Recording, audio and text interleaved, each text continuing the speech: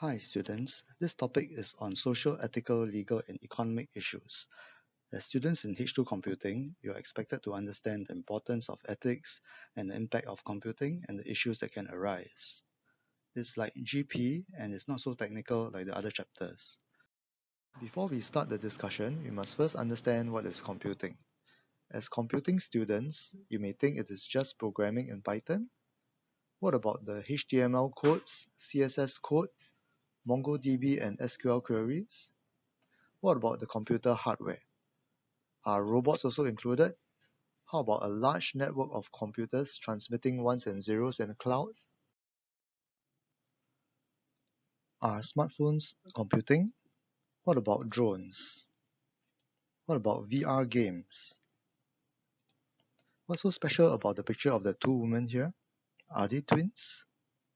Actually, one of them is a human, which is Professor Nadia Thalman.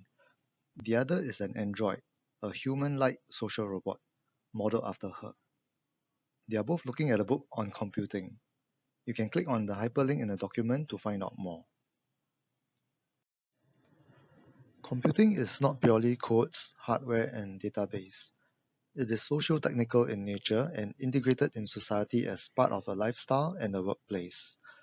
It is also the interaction between people and technology and the society's infrastructure. It is everywhere. The picture shows students in third world countries using laptops. It is also becoming more accessible and affordable, and your home may be a smart home using many computing devices. Here we have hospitals using computing for remote surgery. Computing is the ever-evolving variety of artifacts and their socio-technical systems of manufacturing and use for gathering, storing, retrieving, processing, analyzing, and transmitting information. Computer processing speeds and memory and data storage have evolved so much that in the past decade we have many new ideas, products, and services. For now, we will focus on 3.4.1 of the syllabus, which is to understand the code of ethics or conduct of a computing professional. You may have seen these 10 commandments of computer ethics before. It is similar to the biblical version of the 10 commandments, a moral code on how people should live together, written in Old English. Similarly, this is also a guide, a moral code on how we should use computers in society, and it is also crafted in Old English. But thou shalt not harm, thou shalt not steal. All these rules sound like common sense to me.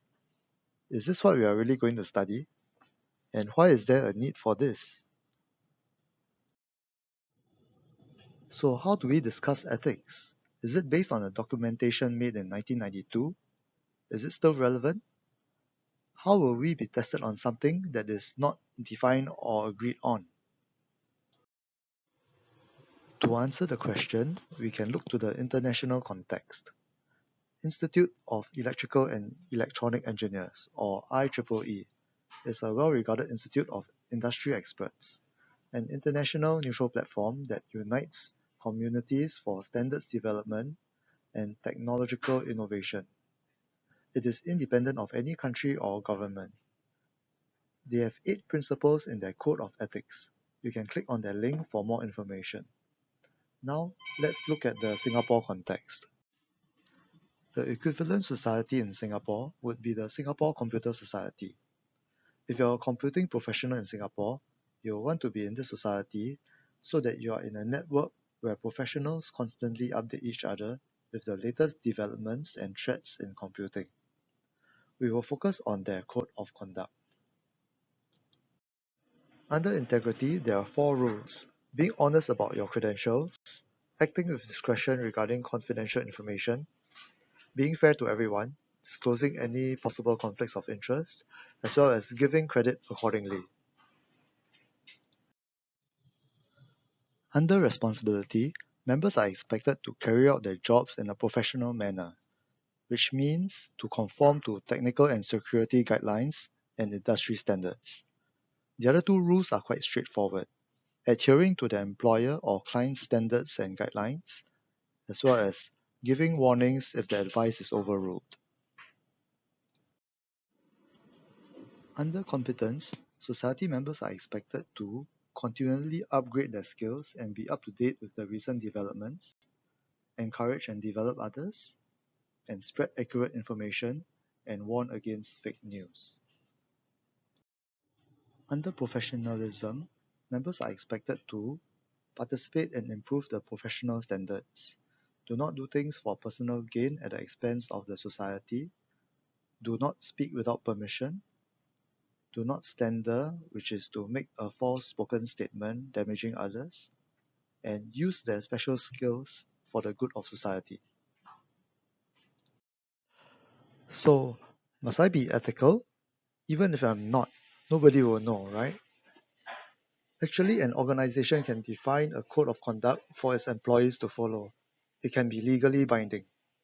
If an employee is found to be delinquent, the law recognizes the employer's right to dismiss him. This slide serves to clarify the difference between ethics and law. They both regulate and guide people on how to behave in society. The main difference is ethics is a guideline, while the law can be enforced. The code of conduct, which is created by businesses and organizations, lies somewhere in between. Programmers may think that nobody will know the malicious code they wrote if it's hidden behind thousands of lines of other code. They can hide code that benefits themselves. They may also think that snooping around confidential data is a victimless crime and they will not be punished. But all this is unethical. Safeguards should be in place, for example, requiring a technical lead to approve any new code introduced into the project. One programmer to do the coding, another lead programmer to double check that it does what is stated and nothing more.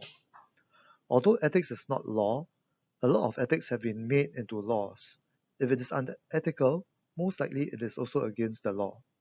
You can see that these laws are related to computing, and they have been created to address ethical issues and gray areas. So, hacking is unethical and illegal? In general, that is true, but there are instances where it is legal. A cybersecurity expert is like a white hat hacker, hired to hack and test for vulnerabilities in the system. It is not to create trouble, but to patch, fix, or update them. Ever notice how sometimes your phone or browser makes a request to download a security update? This could be a patch to a vulnerability found by a white hat hacker. A grey hat hacker is an opportunist who finds vulnerabilities and demands a reward for giving details how to fix it. They are not malicious when paid, but they will threaten with blackmail and extortion. That is where it is illegal. Now, let's try to apply what we learned in this scenario. Here we have technical support staff, TSS, at a hospital who maintains the computer network. They have access to view sensitive data. Think of some rules to be included in the code of conduct for these technical support staff. That will be the end of the presentation.